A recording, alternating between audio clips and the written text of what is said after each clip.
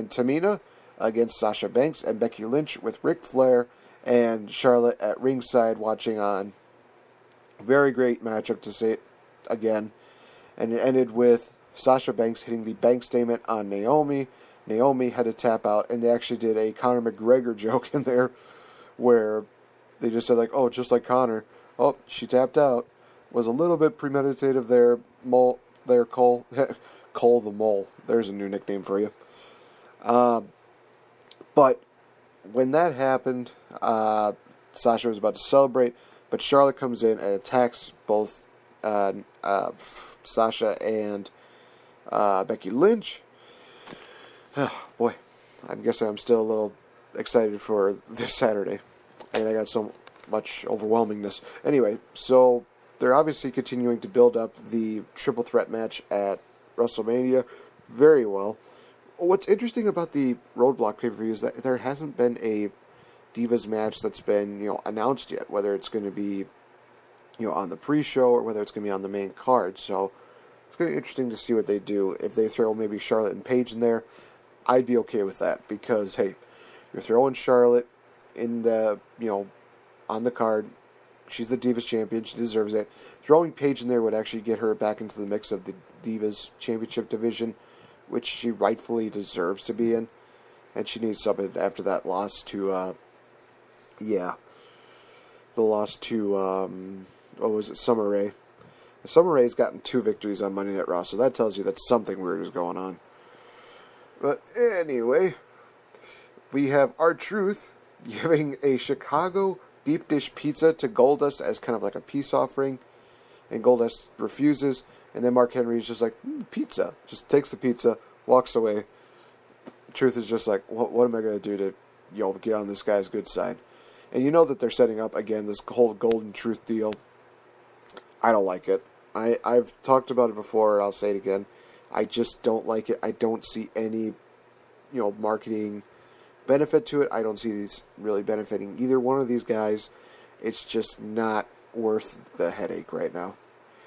But we get into what I believe was the match of the night, which was the WWE Tag Team Championship match between Y2AJ and the New Day. They battled off for the tag team titles, and this was a great matchup. Wall to wall, just amazing. The backflip moonsault DDT by AJ. You see Walls of Jericho on Kofi. Everything went down, and then we see an incredible counter.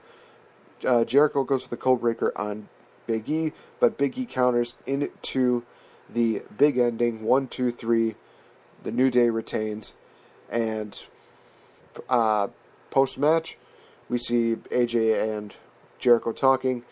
Jericho helps up AJ, but then hits a code breaker, not once, not twice, but 3 times. And honestly, awesome. I am looking forward to where they're going with this matchup. I think that they might have another rematch at WrestleMania. Maybe they should throw a stipulation in it. I don't know. Maybe a submission matchup. That would be interesting. Maybe they could throw it as an Iron Man match, which, again, AJ and Jericho both would be really great at that. I think they would have the right amount of, stamina to do it. But I think it just really works better if they have it as add a stipulation into it. It just makes the most sense at this point. I think that if they were going to have a final matchup between the two, which I honestly thought was going to happen at Fastlane, it looks like they're going to go one more time at maybe WrestleMania, which I'm okay with. They need to put some kind of stipulation into it just to keep everything working well. Kalisto defeated Tyler Breeze in what was basically a quick matchup. Ryback came out and he said, hey, I respect you as a champion, but you need to remember that, if you work as a team, you're not going to get any benefit. Apparently, this promo with Ryback was better than his matchup with Curtis Axel himself. And which is really sad because Curtis Axel and Ryback are 2 very talented individuals. And the fact that this matchup just was not as good as what it could have been just really made it that much more sour. But Ryback hits the shell shock, 1, 2, 3. Ryback gets the victory. And it seems like Ryback is going to be going for a heel turn and he's going to possibly challenge Kalisto for the U.S. title at WrestleMania.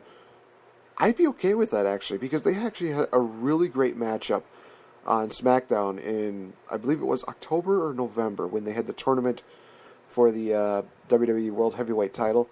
They actually had a really good matchup, and I think that, honestly, they would have an even better matchup, especially now when you have a well-established, heel and babyface. It's just better to have those two. I think they're going to have really good chemistry together, so I'm looking forward to seeing what happens at WrestleMania. I'm honestly hoping that it is Kalisto versus Ryback for the U.S. title. We get another backstage deal with Vince. Talks on the phone and is interrupted by Stephanie talking about, Shane and what they're going to do. And Vince says, "Oh, don't worry, I've got this." Okay, so my problem here is that whenever Vince says, "I got this," I take it as about as seriously as George Lopez said it every single time on his TV show, George Lopez, where he would just be like, "I got this." That's how I seriously take, that threat by Vince McMahon, because right now he's so out of touch, so he's probably going to bring back freaking, some big guy. Maybe he'll bring back in Tenzai or something like that, or he'll bring in, if he brought in Baron Corbin, that would be very interesting, because Baron Corbin could be like the hired gun for Vince McMahon, but I just see him bringing in like this part-time guy. Maybe they'll bring back, Randy Orton. This is how he plays into the picture. Or maybe it's just one of those things where it's like, oh, you have to kind of watch and see what happens. Great. Another bit of my life is going to be going down the toilet. Thank you, Vince McMahon. Main event time. Dean Ambrose and Bray Wyatt. A very interesting matchup. Bray got a lot of offense, and Bray gave the rock bottom to Dean Ambrose. A lot of people think of it as like a choke slam, but it's more of a rock bottom, I guess you could say. Did it on the guardrail. And Dean Ambrose starts to get a comeback, but then that's when the Wyatt family comes in and beats down on Dean Ambrose, causing a disqualification. Then while they're beating him down, Triple H comes out, and there's a basic stare down between Bray Wyatt and Triple H, which, again, people loved it. I want to see this matchup. I want to see Bray Wyatt versus Triple H. I want to see those guys, compete against each other. And whether it be like, just this deal where, Bray Wyatt thinks that, Triple H is the cancer and that we're going to eradicate it, something like that.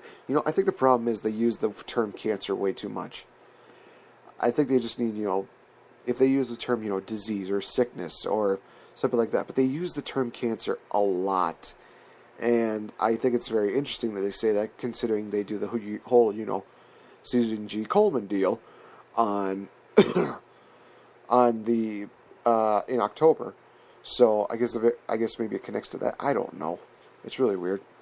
But Bray Wyatt and Triple H have a stare down. Triple H is going to try and beat down on Dean Ambrose, but Dean Ambrose hits the dirty deeds on Triple H, holds the title above his head. Great way to end the show. Awesome. Love it, love it, love it.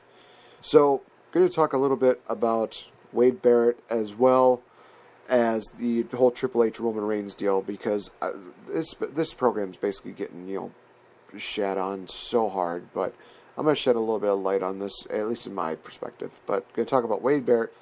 Apparently rumors are escalating that he is actually going to have no renewal to his contract in June because of the fact that, well, he hasn't really done that much. Maybe the fact that, he was getting injured too much. Maybe he just didn't like how the way working conditions are.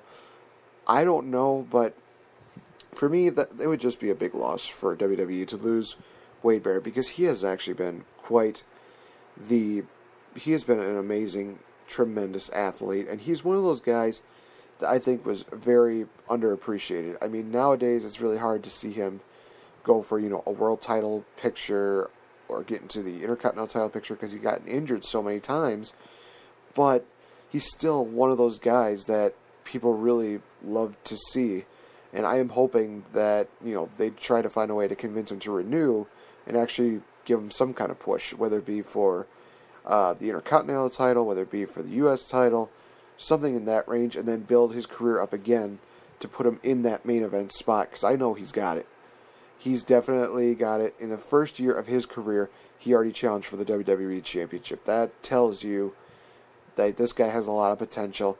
The problem is it was just creative has just really not given him anything to work with. So, hoping that they resign Barrett. Highly doubt they will. But here's to hoping. A man can dream. So now, going to conclude the show about the whole Roman Reigns and Triple H matchup happening at WrestleMania. So, if Triple H does indeed beat Dean Ambrose this Saturday at Roadblock, it is going to continue to be Triple H and Roman Reigns at WrestleMania. Now, it's very interesting because I understand that a lot of people are not really into Roman Reigns, and they're not going to really get behind him that much, but I'm all for this main event because, when Roman Reigns and The Shield broke off, if you remember one of the first few promos that they did after The Shield broke off, Dean Ambrose talked about beating down Seth Rollins and just making his life, miserable. Roman Reigns talked about, how Seth Rollins was only the minor part of that problem. There was Randy Orton, and then there was also Triple H. And he says that he was going to make, Randy Orton the ass of the company, and that he was going to, have his own Game of Thrones with Triple H. That was one of his better promos. I'm going to just say that right now.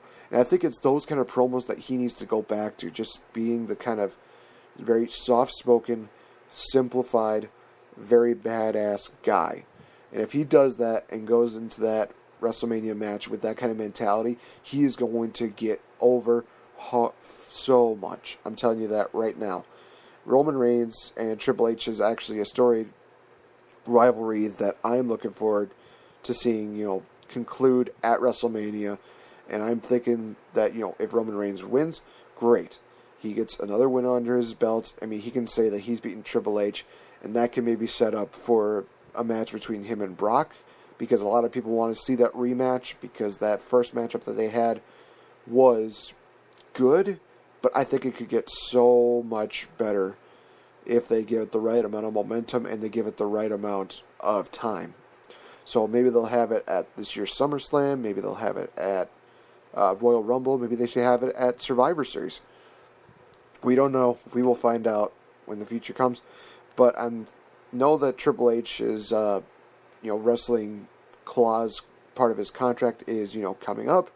So he is probably going to be taking time off of WWE television to maybe, take some time off, enjoy time with his kids, enjoy time with his wife. Well deserves it.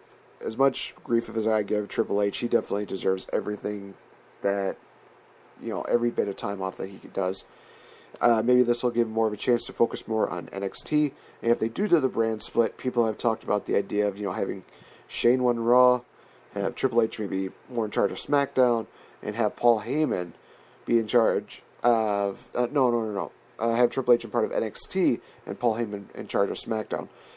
The problem with having Paul Heyman on SmackDown is that, he would just get burnt out really fast and really easily. He's a wrestling genius, but I think he's getting to the point of his career where he's just enjoying the times that he has right now. He's just enjoying, when he's told, you're going to come in during this time, but then you're going to come back in like 3 weeks.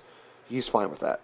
I think that, for him to go back on the whole maybe working 300 days a year deal, that's a little too much for him, and he's found that great balance in his life right now.